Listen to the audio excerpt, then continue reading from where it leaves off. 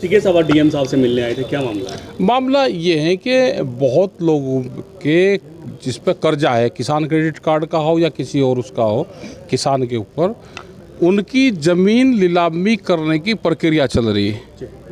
तो वे किसान आए थे, उन किसानों को हम लेकर यहाँ पे आए और डीएम साहब से बातचीत करी।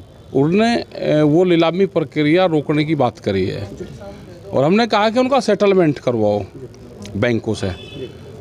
किसानों को ज़मीन बेचने की परमिशन नहीं है। अगर वो 2 बीघे ज़मीन बेच के कर्जा तारना चाहता है तो पूरी ज़मीन बंधक रहती है, ज़मीन बेच नहीं सकता और उसकी पूरी ज़मीन नीलाम होती है। ये पूरी प्रक्रिया गलत है। हमने भारत सरकार से भी और स्टेट गवर्नमेंटों से भी संबंध में बातचीत करी। इसकी पूरी पॉलिसी चेंज होनी चाहिए। पूरी किसान की ज़मीन नीलाम ना हो। यही हाल हरियाणा में था तो उसमें हम 2 दिन पहले थे, यही दिक्कत वहाँ पाई। राजस्थान में हम गए तो एक किसान की ज़मीन 7 लाख रुपए के कर्जे में 10 एकड़ ज़मीन नीलाम करी। तो ये किसानों के लिए बड़ी दिक्कत है। यही हमारे यूपी में भी है। अलीगढ़ का मामला लगा लो या यहाँ का मुजफ्फरनगर का लगाओ। ये किसान है, वो कागज़ दिखाइए, एक किसान ले रहे तो इनकी 30 तारीख में नीलामी है इनकी। अब 30 तारीख में नीलामी होगी तो किसान तो बर्बाद होगा। तो यहाँ के प्रशासन से ये कहा कि आप ये प्रक्रिया है पूर्ण रूप से रोकने का काम करो आप। ये इसमें डेट ये दे रखी है, ये डेट है इसमें 30/4। भाई 30/4 में तो नीलामी होगी। इस तरह के लोग आ जाएंगे यहाँ पे कि जो छुटवा लेंगे ज़मीनों को तो किसान तो बर्बाद होगा। किसान आत्महत्या की तरफ क्यों करा रहे प्रशासन? कर्जा होगा किसान पे, फसलों के दाम तो मिलते नहीं तो किसान ने क्रेडिट कार्ड बनवा रखे, क्रेडिट कार्ड दिए नहीं गए। तो आप मांग क्या करते हो? हमारी मांग है कि नीलामी प्रक्रिया बंद हो और किसानों से और बैंक का बैठ कर सेटलमेंट करवाओ जैसे इंडस्ट्रीज का होता है। ठीक है साहब, आप राष्ट्रीय स्तर के नेता हैं और अभी दिल्ली में एक हिंसा हुई है जिसमें उसके बाद वहाँ पे बुलडोजर चला देगा, क्या कहेंगे आप? अब दिल्ली में तो ट्रैक्टर भी चले थे। अभी हमें नु कही तो हमने दिल्ली में ट्रैक्टर चलाए।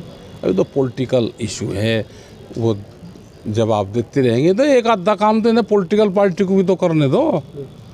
अच्छा, आप डीएम साहब के पास आए, क्या डीएम साहब ने कहा कि इनको हम रोकते हैं और इनके सेटलमेंट पर उस पर बातचीत करते हैं। सर, राज्य सरकार से भी आप बात करेंगे? किसान बिल्कुल बात करेंगे इन सारे इशू पे। बड़ी बात है जब किसान लोन लेता है, पूरी जमीन एक्वायर होती है, नीलाम होती है। इसमें बातचीत हमारी 2-3 साल पहले भारत सरकार से हुई थी। बीच में कोरोना काल आया और फिर दिल्ली का आंदोलन चला तो जो प्रक्रिया थी वो इस संबंध में बातचीत फिर रुक गई। तो ये एक पॉलिसी मैटर है और ये पूरे देश का पॉलिसी मैटर है, ये सुलझना चाहिए। दिल्ली हिंसा पे एक समुदाय को टारगेट बना के बुलडोजर चलाया जा रहा है, क्या कहेंगे इसमें? अरे क्या कहते हैं, तो पॉलिटिकल इशू भाई, ये तो वोट के मामले सारे, और कहाँ बुलडोजर चल रहे। वोट के मामले, जहाँ से वोट मिलती हैं देश में उसी तरफ सरकारें काम करती हैं। नमाज को लेकर भी जगह जगह विवाद हो रहा है, लाउड स्पीकर लगवाने को लेकर। हाँ, तो लाउड स्पीकर तो भाई ज़्यादा आवाज़ करे तो ये तो सब जगह ही बंद होने चाहिए। एक गांव में लग रहा था, सुबह सुबह उधर आ रही नींद, बच्चों की पढ़ाई का टाइम, और वहाँ पर मंदिर पे ही बज रहा था तो हमने ही उसकी आवाज़ बंद करवाई और माइक मगा भाई इसको ऊपर को कर दो। तो डिस्टर्ब तो करता है। टारगेट एक मस्जिद को नहीं, सभी को टारगेट है। मुख्यमंत्री जी ने कहा कि भाई ना मंदिर पे बजेगा ना उस पर बजेगा, कम आवाज़ में बजने चाहिए, ये कम उसमें स्पीड में। बच्चों की पढ़ाई डिस्टर्ब होती है। कोई रात को 2 बजे काम कर रहा सोया और 4 बजे शुरू हो गए तो भाई ये तो महात्मा, ये तो भाई इनका तो अपना काम है। लेकिन सरकार का फैसला सही है, ठीक है साहब? अगर दोनों जगह पक्षपात न करे तो ठीक है। क्योंकि मथुरा में राम कृष्ण जन्मभूमि का जो मंदिर था वहाँ पर लाउड स्पीकर उतार दिए गए हैं और आवाज़ बिल्कुल साइलेंट कर दी। वो अंदर साइलेंट होनी चाहिए, साइलेंट तो हो जानी चाहिए दोनों जगह से साइलेंट हो जाए तो कोई दिक्कत नहीं है। नफरत फैलने से भी रुकेगी, रुक जाएगी। जैसे ठीक है साहब, जैसे शोभा यात्रा निकलते हैं, जगह जगह पथराव हो रहा है सामने, क्या किसको पथराव तो वही यही करे शोभा यात्रा वाले, दूसरा पथराव नहीं करता। ये ज्यादा करे, ये उनको क्यों जाए इसी मोबाइल में को।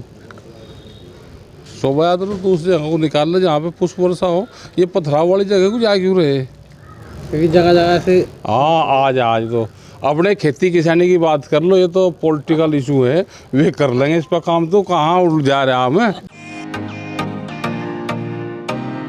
फेसबुक और यूट्यूब के बाद अब आपका पसंदीदा चैनल न्यूज़ 18 डेली हंट पर भी फॉलो करें।